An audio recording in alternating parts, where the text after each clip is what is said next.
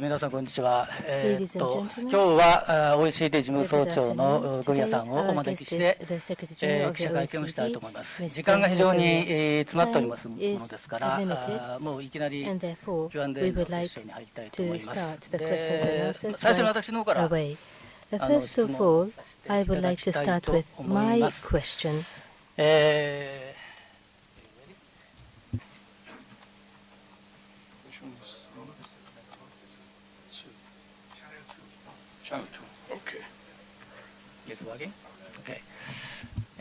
最初はですね、アベノミクス、日本の経済再生の中で、アベノミクスと注目されていますけれども、ただその中で重要な矢と言われている第3の矢ですね、経済改革、あるいは規制改革、これが不十分じゃないかという見方が海外、あるいは国内でもあるようですけれども、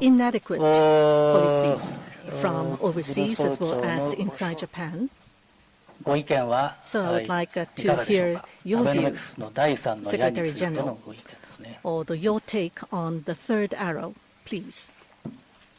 The third arrow is the medium and long-term arrow. Therefore, it's one about sustainability of the project. Because the first arrow is going to be over by next year when we reach 270 trillion yen and the double the monetary base. And the second arrow is fiscal arrow, stimulus 1.1 billion plus some extension of credit for same amount. So that is also a relatively short-term stimulus, and we have to think about further consolidation of the fiscal position. So it is really the third arrow that is going to determine the staying power of the project. And I would like to say that this is our proposal for the third arrow. You have it in your hands. This has been distributed to you. And these are some of the fundamentals. These are some of what we call the structural changes, the structural reforms that have to be adopted in order to maintain the growth and to have a very difficult balancing act. Maintain the growth, clearly move away from deflation, and then at the same time consolidate so that you continue to reduce the deficit, eventually get to primary budget balance, and slowly have a surplus that is sufficient so that you can continue bring down, gradually, slowly bring down the debt to GDP. But this requires growth, and the third arrow will be the one that will bring the medium and long-term growth. 世界経済のリスクを見るとき、いろんなことをしていますけれども、最近のそのリスクとしてですね、指摘されるのは、いわゆる地政学的なリスク、最近のウクライナでのイベントものに、地政学的なリスクもですね、risks are increasingly pointed out as a risk to the global economy. And therefore, your comments, please. Well, as you can imagine, it is never timely to have a situation like the one you have in Ukraine. But the timing is particularly bad because we are starting now, we were starting to create the return of confidence, to be able to get the confidence back in economic agents. Japan is an excellent example. In Japan, you find a new optimism, a vibrancy, pride in what you are doing. 今自分たちがしていることは正しい誇りを持てるという雰囲気がありました。政治のリーダーシップが日本では発揮されていて、成果がありました。デフレから脱却しつつあると、成長がプラスに転じていると、2014年についてはさらに成長がプラスになりつつあると、2015年にも上がっていくと、さらに 2% の目標に達しつつあるという日本の状況です。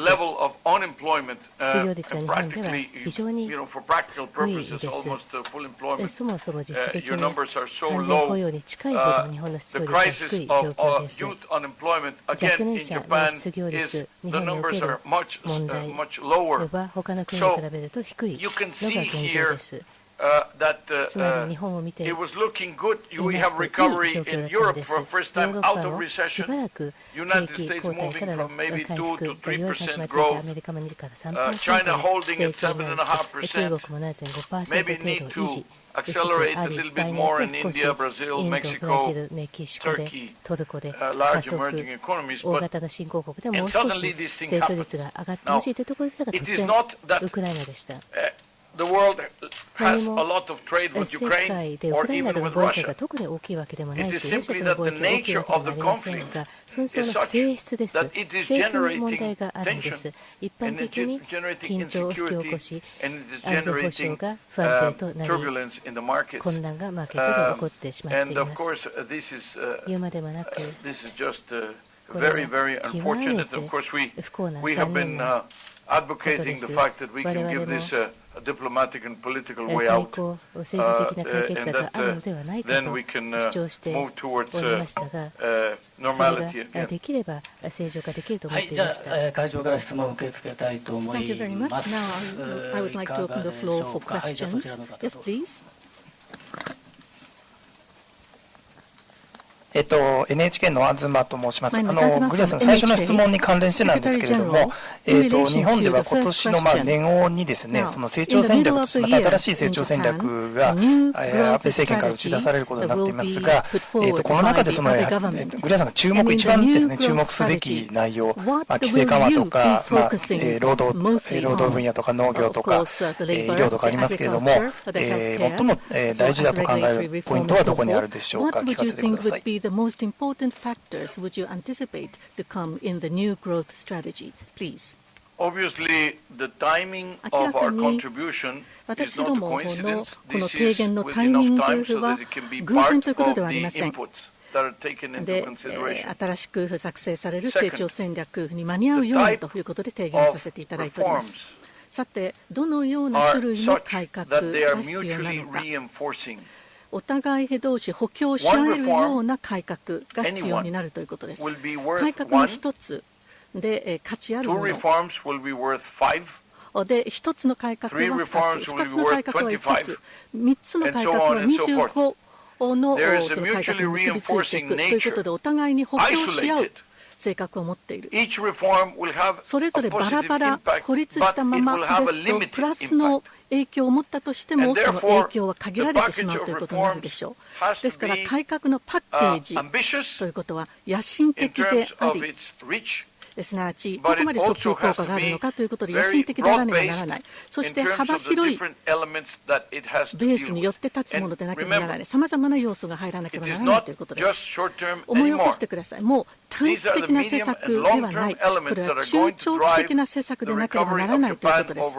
日本経済の回復を長期にわたって促していく。ですから、教育、イノベーション、競争、そして労働市場の流動性、あるいは製品市場の柔軟化、それから税制改革、そして規制改革、ビジネスをやっていくための規制改革、そして外資への開放ということ、これも競争政策の一環になりますよ。あるいは規制改革の一環として捉えることもできるのでしょう。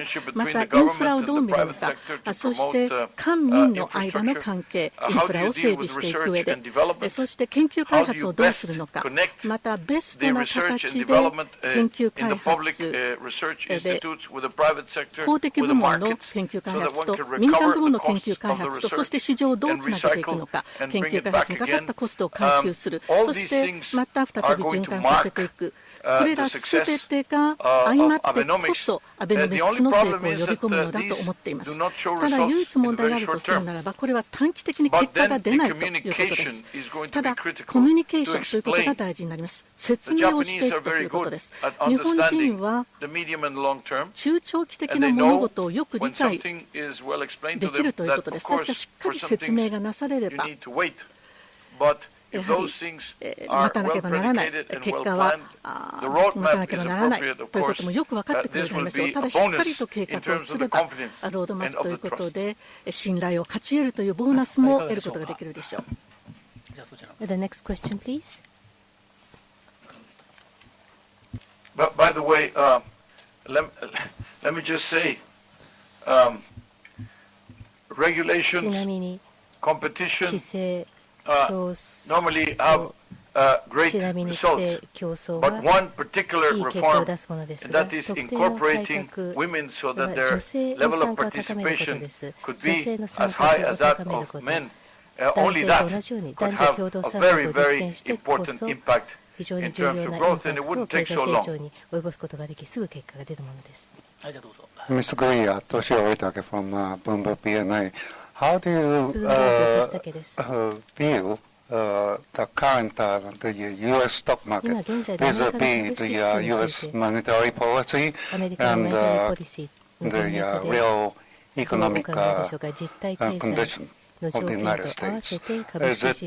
Do you see the current stock market level as justified for the current performance of the U.S. economy? Well, the U.S. economy is right now kind of the bright spot in the world economy. It is growing and it looks quite solid. The last labor report was 192,000 jobs. And that means that in the last 48 months, about 8.5 million jobs have been created in the United States. If you also look at not only the labor market, but also the housing market, if you look at the level of growth of GDP, you see that the recovery of the growth is coming with important recovery in the labor market. So it's looking good, and again, the guidance that the Fed is giving us is that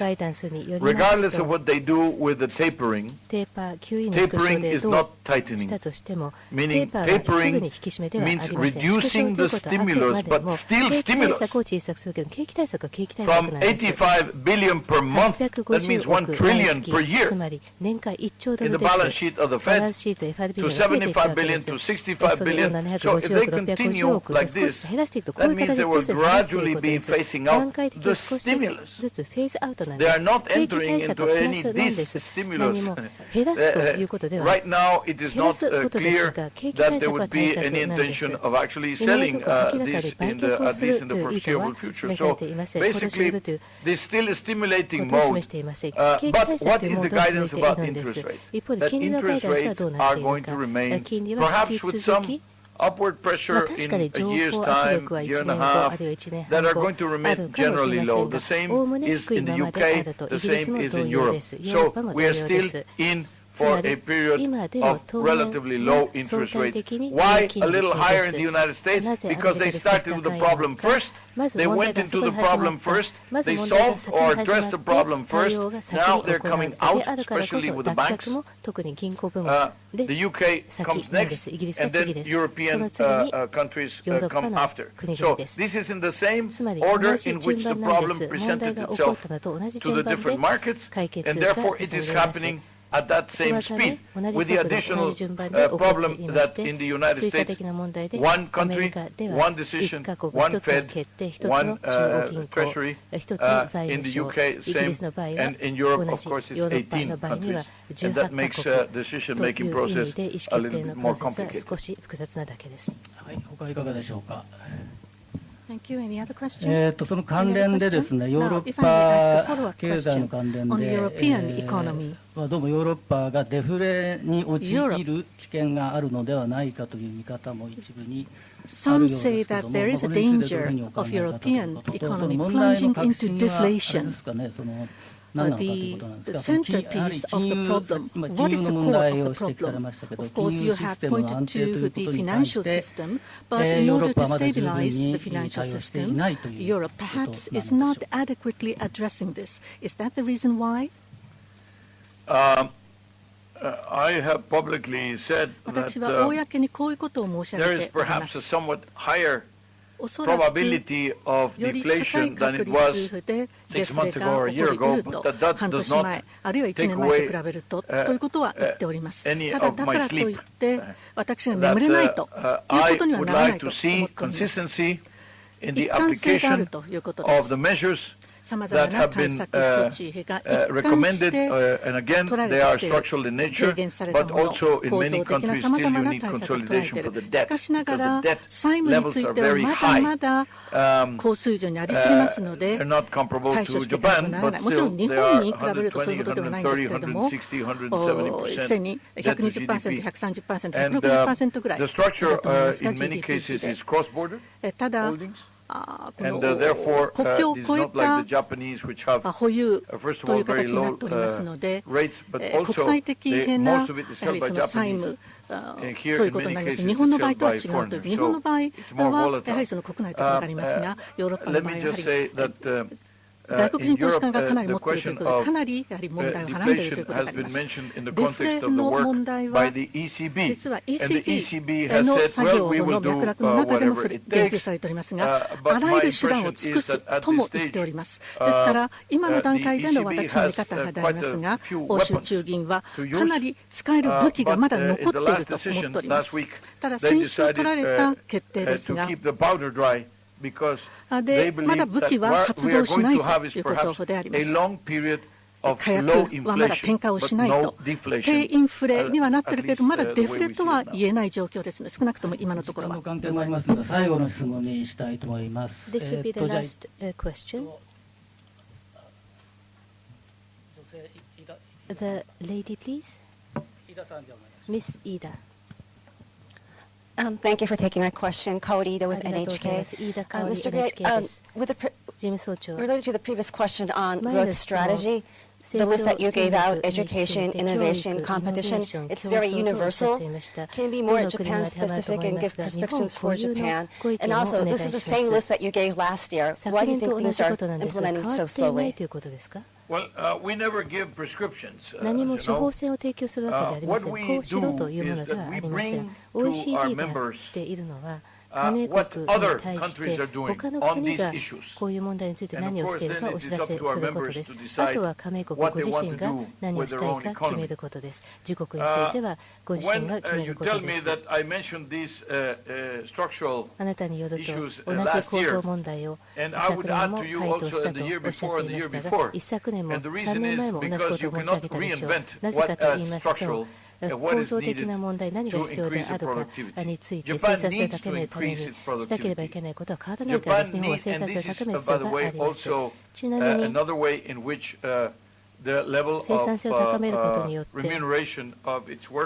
労働者の賃金、報酬を高めることにもつながります。生産性が改善すれば富が大きく生み出され、より大きい確率で賃金にも跳ね返ります。日本に関する問題です。言うまでもなく、日本はさらに知識ベースの社会に移行していきます。その時に同時に巨大なものづくり国家でもあり続けます。つまり、より多くの知識ベース、あるいは技術ベースのものをより広いものづくりのベースで注ぎ込んで、輸出産業にも注ぎ込むことを意味します。もう一つ重要な点です。購買力、日本国民で高くなると、購買力が上がることによって、さらに成長を維持することも可能となり、さらにデフレから脱却をしやすくなり、物価も動くことになります。もう一つあります。構造改革を大規模に行うことによって、外国投資に開放して競争を広げることによりまして、貯蓄、金が増えるわけではありません。皆さん、それは十分にありますし、貯蓄は大きい。おそらく貯蓄しすぎでしょう、日本の場合は。それだけではありません。それが問題ではありません。節減や貯蓄の問題ではない。金が足りないわけではありません。外国投資とともに、新しい製品、新しい技術が入ってきます。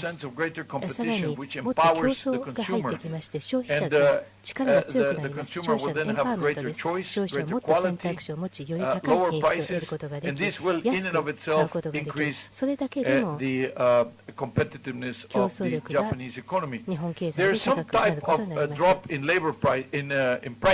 物価が減る一部のタイプのものはあります。それは単に需要が足りないだけではありません。競争が厳しくなった場合です。かつ技術の変化も原因となります。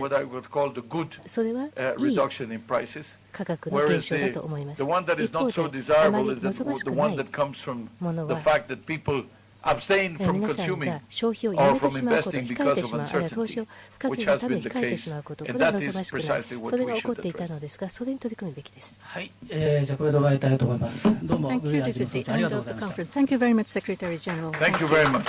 最後に記者クラブからプレゼントが。Lastly, we would like to present our memento. Thank you. Thank you.